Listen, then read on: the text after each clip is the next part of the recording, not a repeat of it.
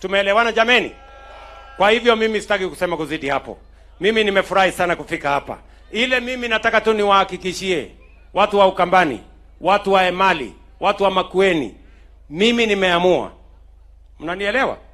Mimi nimeamua kwa vyovyote, mbele na nyuma, kulia na kushoto, juu na chini, hii Ukambani haiwezi kukaa upinzani tena. Hapana. Hii Ukambani haiwezi kukaa upinzani tena bwana. Mnakubaliana na mimi? Mnakubaliana na mimi? Mnataka Ukambani iendelee kukaa kwa upinzani? Na mimi nilisema mimi ndio nilikuwa na makosa. Mimi niliwacha nafasi watu wakakuja wakazungusha Ukambani wakapeleka upinzani. Lakini sasa nimefika, mwambieni Ruto amefika, amesema Ukambani inatoka upinzani inaenda kwa serikali. Mtawaeleza? Mtawaeleza ya kwamba upinzani mmechoka nayo? Ama mnataka kuendelea kukaa upinzani? Na nyinyi mimi nataka niwaulize, wale ambao mimi nashindana na wao, ukiwaambia mambo ya barabara hawajui. Wakikuja hapa mtawasikia, barabara hawajui, stima hawana mpango, maji hawana plan. Ile ingine yote they have no plan on anything. Nyinyi mnanielewa?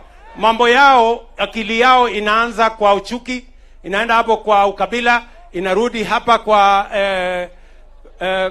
kwa madharau na siasa duni. Nyinyi mnanielewa? Sasa mimi nataka niwaulize nyinyi watu hapa Ukambani, tunaelewana? Si nyinyi mnataka maji? Si mnataka barabara? Stima iwekwe kwenu? Sio inahitaji mtu wako na akili? Sasa mimi nataka niwaulize, mtu kama hana mpango hana, sera hana, agenda hana, akili hana, atabadilisha Ukambani namna gani? Atabadilisha Kenya namna gani? Mimi nawauliza watu wa Ukambani, si ndio? Si mnajua wale majamaa kazi yao ni ukabila. Ati wanaume 3 wameenda kuketi chini kwa room, ati wanagawa serikali, ati wewe chukua 50%, wewe chukua 20%, wewe. Mimi nimewaambia serikali ya Kenya si yenu bwana. Serikali ya Kenya ni hawa wananchi wote.